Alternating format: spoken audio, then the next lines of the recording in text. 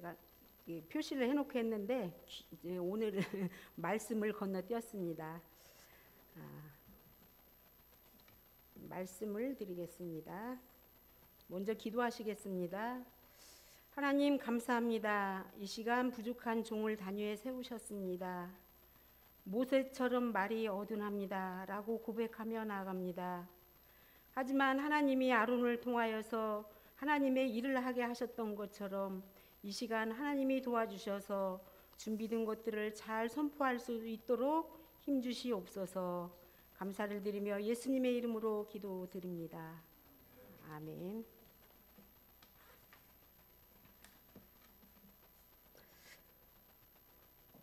올해는 유난히도 무더운 여름이지요.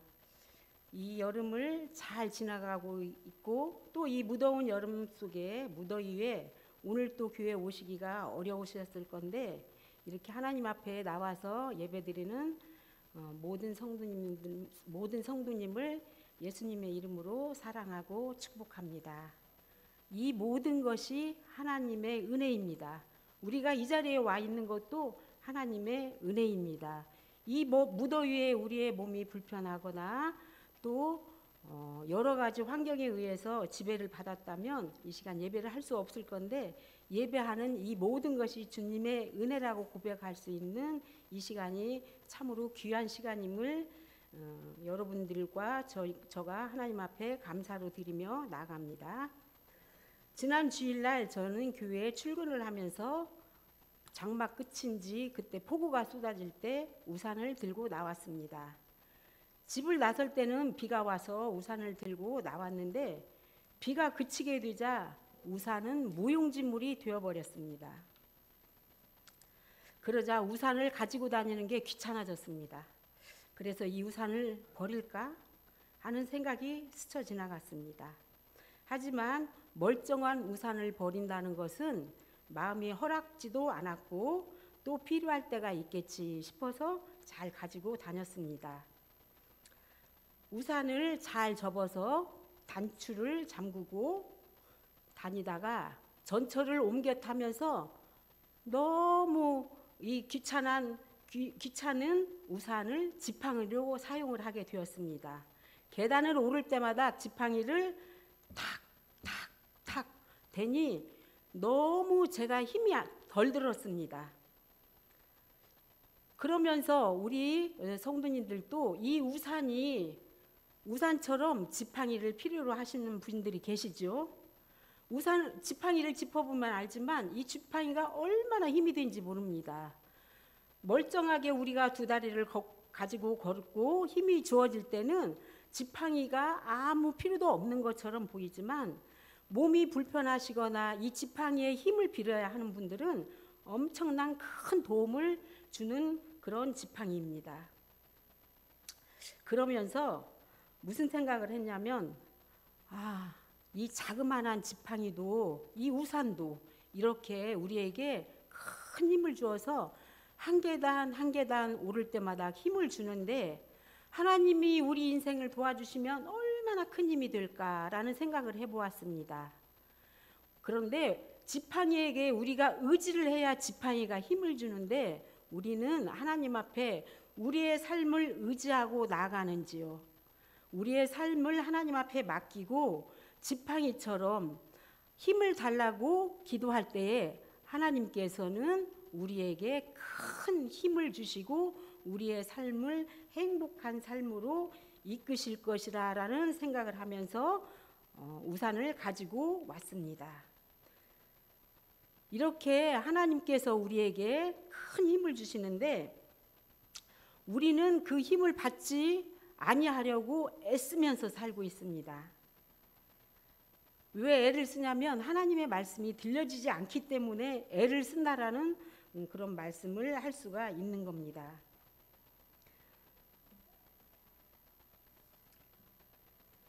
예수님의 공생애가 시작이 되었습니다. 마태복음 예수님의 공생애. 지금 이제 성경에 보면은 이렇게 우리가 성경책이 검정색으로 쓰여진 글씨가 있고 또 빨간 글씨로 쓰여져 있는 글씨가 있습니다. 제가 전에 사역하던 교회에서 주일학교 한 1학년쯤 됐을까요? 아연이라는 그런 어린이가 있었는데 한날은 왜 글씨가 빨간색으로 되어 있냐는 거예요. 성경책을 읽으면서. 그거를 엄마 집사님이 이제 우리 유년부를 같이 섬기고 있었는데 전사님 아연이가 왜 이게 쑥스러워서 직접 질문을 못하고 왜 빨간 글씨로 되어 있냐라고 그렇게 물어보았답니다. 그래서 이 빨간 글씨는 옛날 성경에 보면은 예수께서 가라사대, 그러니까 예수께서 말씀하시되 예수님께서 하신 말씀들이 이 빨간 성경으로 빨간 글씨로 표현이 되어 있습니다. 그래서 이 마태복음에 보면은 제가 가지고 있는 성경은 빨간 글씨가 되게 많아요. 근데 지금 성경은 빨간 글씨가 별로 없는 성경들도 있는 것 같습니다. 그 예수님의 공생애가 시작이 되면서 예수님은 회당에서 사람들을 가르치기 시작했습니다. 하나님의 말씀을 가르치기 시작했습니다.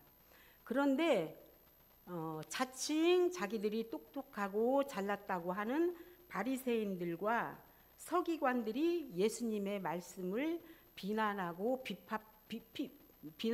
핍박하면서 예수님을 내어 쫓았습니다.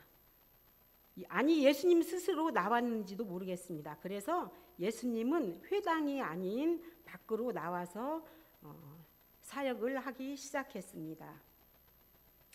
그렇게 예수님이 바닷가로, 그 바닷가는 갈릴리 바닷가입니다.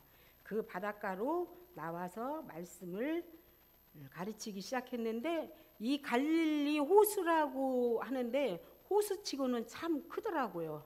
이 바다처럼 그 큰 바다에서 배에 오르사 하나님의 말씀을 가르치기 시작했습니다.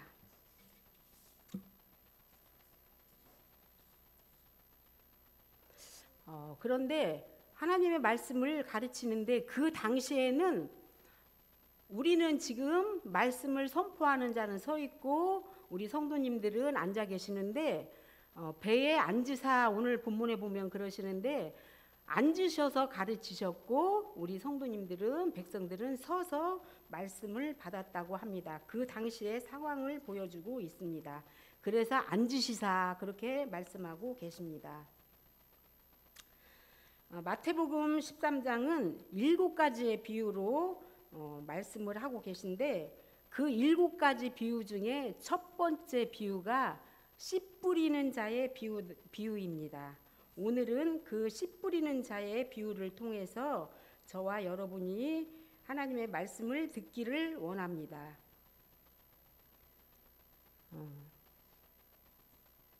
오늘 이 씨 뿌리는 비유는 아마도 멀리 들판에서 씨를 뿌리고 있는 사람들을 보시며 하신 말씀인지도 모릅니다. 예수님 당시 팔레스타인의 밭들은 길고 좁은 이랑으로 되어 있고 이랑 사이에는 길이 나 있다고 합니다. 예수님께서 길가에 떨어진 씨라고 말씀하신 것은 바로 이 길을 가리키고 있습니다. 한 이랑에 씨를 뿌리고 다음 이랑으로 넘어가는데 그 사이에 그 밭에 이랑과 이랑 사이에 씨앗이 떨어집니다. 그것은 길가입니다. 길가. 그 길가는 딱딱해서 우리 길은 밟고 다니는 길이잖아요. 길이 딱딱해서 맨질맨질한 그런 밭이라서 씨앗이 들어를 가지를 못합니다. 즉 복음을 들어도 그 복음이 들려지지를 않습니다. 마음을 닫아버리고 받아들이지 않는다는 것입니다. 마음을 닫는다는 것은 얼마나 냉혹한 일인지 모릅니다. 길가에 떨어진 씨앗들을 새들이 와서 다 먹어버립니다. 지금도 비둘기 같은 그런 새들을 보면은 길가에 떨어진 것들을 자기가 먹이 사슬을 해서 먹어야 되는데 이 요 땅에 내려와서 모든 것들을 많이 집어 먹습니다. 지난번에 그 러그 그 버그 그 벌레가 있었잖아요. 그 벌레들이 한 열흘 살다가 한 일주일에서 열흘 살다가 간 것 같은데 그 벌레들이 온통 뭐 길거리 뭐 집안 어디 할 거 없이 아주 새카맣게 붙어서 다니고 많은 그런 많이 이렇게 돌아다녔는데 그것들이 땅에 떨어졌잖아요. 그것도 비둘기들이 집어먹는 것을 제가 보았습니다. 이렇게 새들이 와서 우리의 마음밭을 빼앗아 가고 그 땅에 씨앗을 내리지 못하는 것들을 새들이 와서 먹어버립니다. 농부는 농사가 전부인데 열심히 씨를 뿌렸는데 추수할 것이 없으면 농부의 마음과 곳간은 텅 빈 창고만 남지요. 많은 사람들이 지나다녀서 발에 밟혀 단단해진 땅에는 씨앗이 들어갈 틈이 없습니다. 아니 들어가지를 못합니다. 우리의 교만과 불성실과 세상의 유혹 때문에 굳어진 마음 속에 복음이 전해지지가 않습니다. 호세야 10장 12절에 보면 너희가 자기를 위하여 공의를 심고 인내를 거두라. 너희 묵은 땅을 기경하라. 지금이 곧 여호와를 찾을 때니 마침내 여호와께서 오사 공의를 비처럼 너희에게 내리시리라. 묵은 땅을 기경하라는 것입니다. 그래야 씨앗이 들어갑니다. 우리의 굳어진 마음밭을 기경해야지만이 복음의 씨앗이 심겨지게 됩니다. 영적 밭갈이를 잘 하여야 합니다. 그래야 복음의 씨앗이 자리 잡을 수가 있습니다. 더 이상 새들이 와서 뿌려진 씨앗들을 먹지 않도록 쫓아내야 합니다. 이 영적 밭갈이는 어떻게 하면 될까요? 회개를 통하여서 할 수 있다라고 성경은 말하고 있습니다. 회개 이외에는 굳은 마음이 깨어지고 변화받을 수 없습니다. 조용히 눈을 감고 말씀을 묵상할 때에 하나님께서 주시는 위로와 평안으로 회개를 하며 굳어지고 딱딱한 마음이 그럴 때 풀어져 갑니다. 그렇게 만난 하나님 안에서 우리의 밭을 개간하고 복음의 씨앗을 심어야 합니다. 종교개혁자 마틴 루터의 이야기가 있습니다. 새가 내 머리 위를 지나다니는 것은 내가 어떻게 막을 수가 없다. 새가 지나다니는 것은 막을 수가 없답니다. 하지만 새가 내 머리 위에 틀지를 못하게는 할 수 있다라고 말했습니다. 그 당시에도 이렇게 우리 현재와 같은 삶을 살고 있었던 것입니다. 스쳐 지나가는 부정적인 생각들, 그 부정적인 생각들을 붙들고 있으면 새가 둥지를 틀게 됩니다.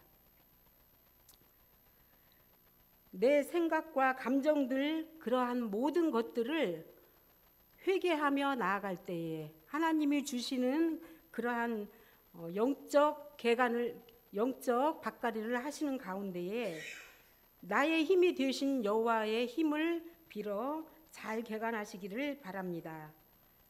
복음의 씨앗이 잘 심겨질 때 우리의 마음밭을 잘 갈아 엎을 수가 있습니다. 그래서 쓸모없는 땅이 아니라 버려진 땅이 아니라 씨가 잘 스며들 수 있는 옥토와 같은 마음의 토양밭이 다 되시기를 바랍니다. 또 말씀 5절 6절에 보면 더러는 흙이 얕은 돌밭에 떨어짐에 흙이 깊지 아니하므로 곧 싹이 나오나 해가 돋은 후에 타서 뿌리가 없으므로 말랐고. 무슨 밭입니까? 돌밭이라는 겁니다. 돌밭은 흙이 깊지 않아서 싹이 나오자 지탱할 뿌리가 없으니까 그냥 타버리고 말라버립니다. 흙 속에 씨앗이 들어가 수분을 먹고 그 수분의 영향으로 뿌리를 내려야 하는데 돌이 더 많다 보니까 뿌리를 내릴 수가 없는 거죠. 말씀을 들을 때에는 기쁨으로 들리는 것 같습니다. 그러나 얕은 돌밭처럼 환경이나 어려운 일이 일어나면 그냥 넘어져 버리고 맙니다. 말씀을 쉽게 받아들이는 것 같지만 곧 포기가 되어져 버리는 것입니다.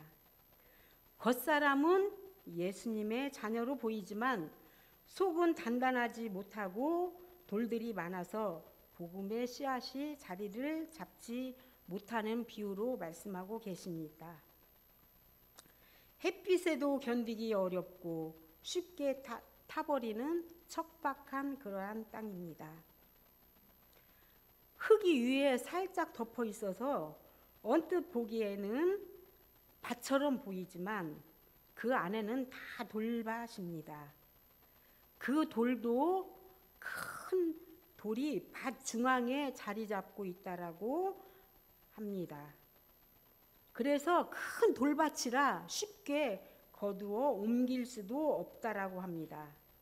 그래서 아무런 식물이 자랄 수 없는 그러한 밭이라고 말할 수 있습니다. 우리 외에 돌 같은 마음과 굳어버린 나의 자아가 바로 이 돌밭입니다. 밭 중앙에 있는 큰 돌을 거두어 내기가 어렵듯이 우리 인생 50년, 60년, 70년, 80년 이 안에 우리는 너무나도 굳어져 있고 딱딱하고 그 밭은 또 큰 돌, 작은 돌 그러한 많은 돌들이 있습니다.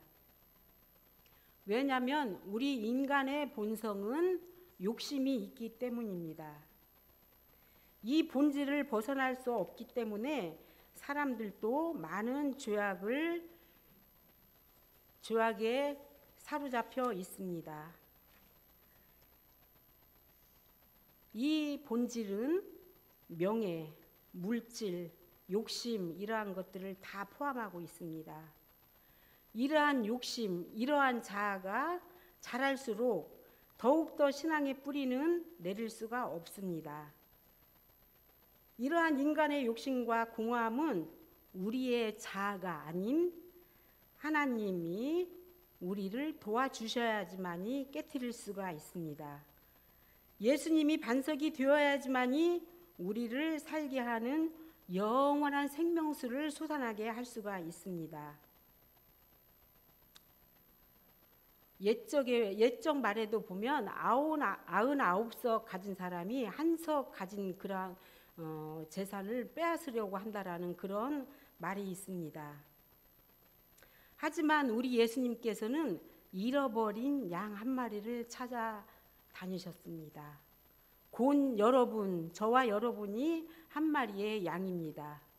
그 양이 되셔서 하나님이 찾으실 때에 하나님의 앞으로 나가서 딱딱한 모든 것들을 다 제거할 수 있는 그러한 마음밭이 되어야 합니다. 또 오늘 말씀 본문에 보면은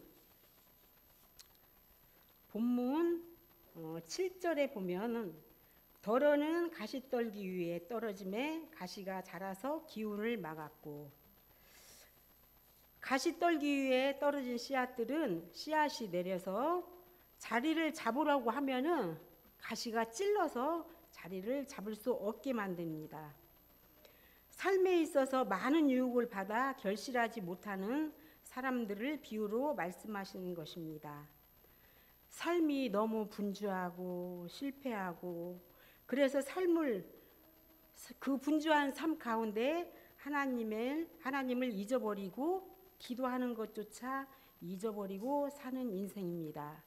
저도 말씀을 준비하면서 2시간, 3시간 집중을 하다가도 또 다른 일이 생기면 이 말씀 밭에서 멀어지는 것을 순간 느끼게 됩니다. 이렇게 세상의 분주함 속에 가시떨기 나무에 우리는 휩싸이고 마는 것입니다. 씨앗이 가시덤불 밭에 떨어져서 좀 자라려고 하면 강한 생명력을 가지고 있는 가시덤불 나무 때문에 씨앗이 성장할 수가 없습니다. 가시떨기는 가시덤불을 말합니다. 잎과 줄기 전체에 특이한 가시가 있어서 무엇에든지 달라붙고 휘감아 버리는 게 가시덤불입니다. 농작물에 가시덤불이 자라면 삽시간에 퍼져 열매를 수확하기가 불가능해지고 작물도 죽고 맙니다.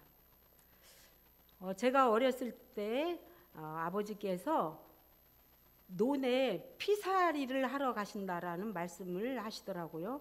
근데 저는 그 피가 그냥 어리고 모르니까 피인 줄 알았어요. 그랬는데 밭을 따라가 보니까 벼처럼 생겼는데 조금 다르기는 구분은 되어지더라고요. 근데 그게 많지도 않았어요. 그런데 그 피를 하나씩 이렇게 뽑아야지만이 벼가 자랄 수 있다라고 하신 기억이 이 말씀을 준비하면서 생각이 났습니다. 또 어느 해는 피가 많다고 합니다. 가시덤불이 너무 많은 이렇게 넝쿨을 맺어가죠. 그래 어느 해든지 이렇게 가시덤불 이 피를 뽑아야지만이 하나님의 복음이 우리 안에 들어오고 벼가 자랄 수가 있습니다.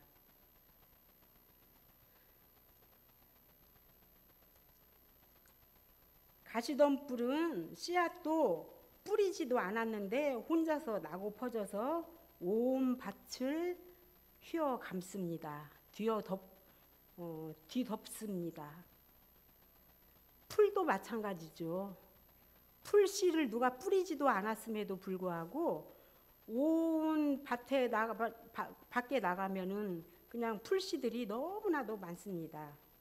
이렇게 필요하지 않는 것은 뿌리지도 않았는데 자기들 나름대로 그냥 잘 자라고 있습니다. 우리 마음의 가시덤불도 실패하면 저절로 생기고 또 우리 마음을 휘감고 있습니다. 온갖 염려와 욕심들로 점령당하기 쉽습니다. 마음의 가시덤불이란 구체적으로 세상의 염려를 말하고 있습니다. 재물을 말하고 있습니다. 세상의 유혹들을 말하고 있습니다. 우리는 하나님의 백성이지만 세상에서 살아가고 있습니다. 그렇기 때문에 구분되어져 살고자 하지만 그럼에도 세상 속에 살아가고 있기 때문에 죄악에서 살아가고 있습니다. 그래서 우리는 주일마다 나와서 회개하며 우리의 일주일 동안의 삶을 용서를 구하며 회개로 나아가고 있습니다. 세상에 밭 갈고 살아가는 이상 이러한 모든 유혹에서 벗어날 수가 없습니다. 그러나 먹고 사는 거에서만 그것이 좋게야 합니다. 그 이상 쌓아두려는 걱정과 부자가 되려는 욕망을 가지고 있기 때문에 우리가 가시덤불에 휘감겨져 버리고 맙니다. 그래서 결코 말씀에 순종할 수 없게 하는 큰 요소가 됩니다. 필요한 양식만을 구해야지 내일 일을 염려하고 그것을 채우기 위해서 오늘도 몸부림치고 살아갑니다. 가시떨기 나무가 생명력이 강해서 혼자서도 잘 자라고 다른 식물도 자랄 수 없게 하듯이 우리의 세상 염려와 재물, 유혹의 하나님 나라를 소유할 수 없는 것을 제거하여서 오직 말씀에 순종하는 삶을 사시기를 바랍니다. 가시떨기 나무에 씨앗이 떨어졌다는 것은 말씀을 들으나 세상의 염려와 근심과 욕심에 대한 탐욕으로 열매를 맺지 못한다고 했습니다. 또 있습니다. 최근에는 우리의 시간과 모든 것들을 생각들을 빼앗아가는 것들이 있습니다. 주로 뭐라고 할 수 있습니까? 여러분들은 순간 어떤 것이라는 생각이 들어갑니까? 핸드폰입니다. 핸드폰에 보면 수많은 필요하지 않는 영상들이 우리가 터치 않았음에도 불구하고 쫙 올라옵니다. 그 영상들에게 우리는 1시간, 2시간, 3시간 또는 밤새도록 우리의 시간들을 빼앗겨 버리고 맙니다. 요즘의 가시덤불은 이러한 동영상이라고도 말할 수가 있습니다. 우리가 이러한 그 핸드폰을 볼 때에 저도 한번 다시 검색을 해보았습니다.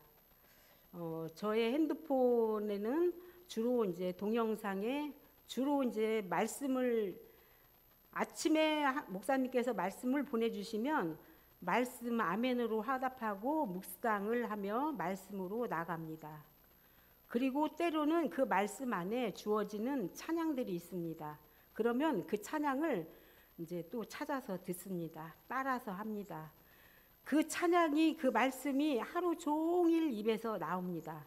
그러한 영상들이 올라와 있고 또 유익한 설교들을 들으면서 또 시대에 맞는 그러한 노래들도 들으면서 이렇게 시간들을 거기에 할애를 합니다.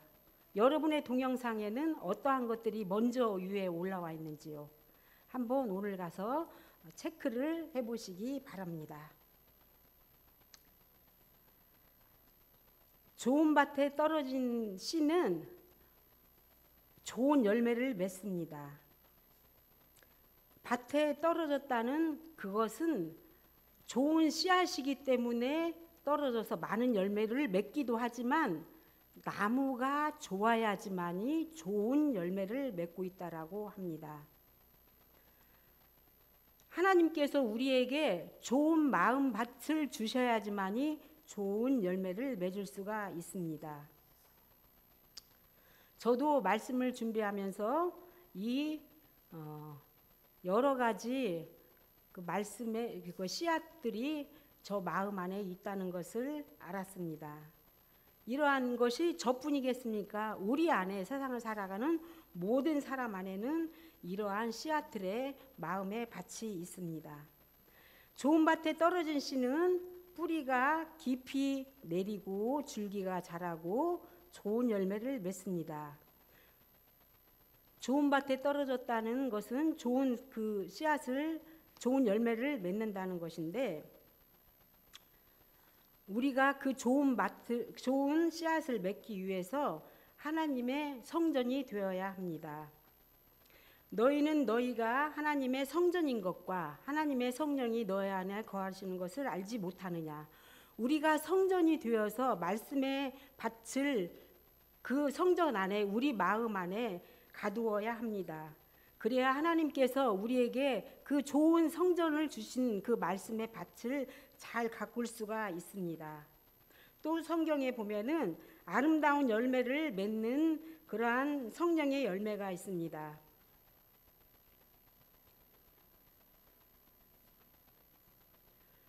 갈라디아서 5장 22절 23절에 보면은 오직 성령의 열매는 사랑과 희락과 화평과 오래 참음과 자비와 양성과 충성과 온유와 절제니 이러한 것들을 성령의 열매라고 사도 바울은 말하고 있습니다.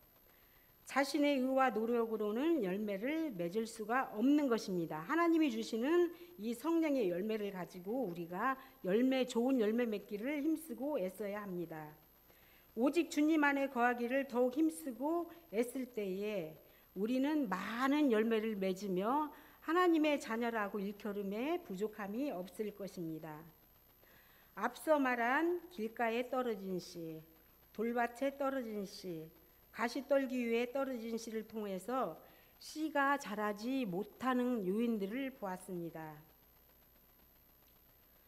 우리의 마음밭에 지금 말씀을 듣고 있지만 씨가 떨어지는지요? 그 씨가 열매를 맺을 수 있도록 우리는 옥토로 가꾸어 나갈 수가 있는지요?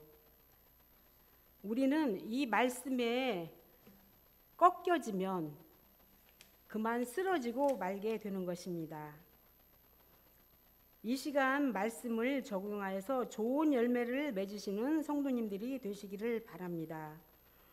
오늘 아까 우리가 교독을 했지만 하나님이 예수님께서 주시는 그 마태복음 5장에도 그 팔복을 통하여서 우리는 우리 밭이 좋은 밭이 되기를 원합니다. 이미 팔복을 주셨습니다.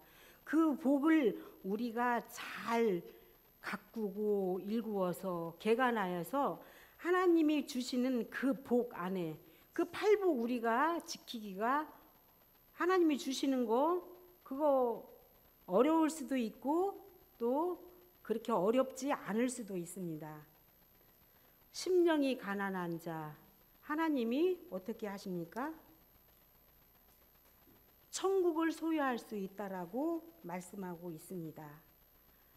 그 모든 것들 8가지를 통해서 내게도 달라고 소원하며 그 내게도 주실 때에 그 마음밭을 잘 가꾸어서 옥토와 같은 밭으로 세상에서 모든 환난과 유혹과 또 핸드폰에서 또 우리에게 좋지 않는 영향을 주는 것들에게 벗어나서 하나님의 말씀으로 뒤엎는 삶이 되시기를 간절히 바랍니다.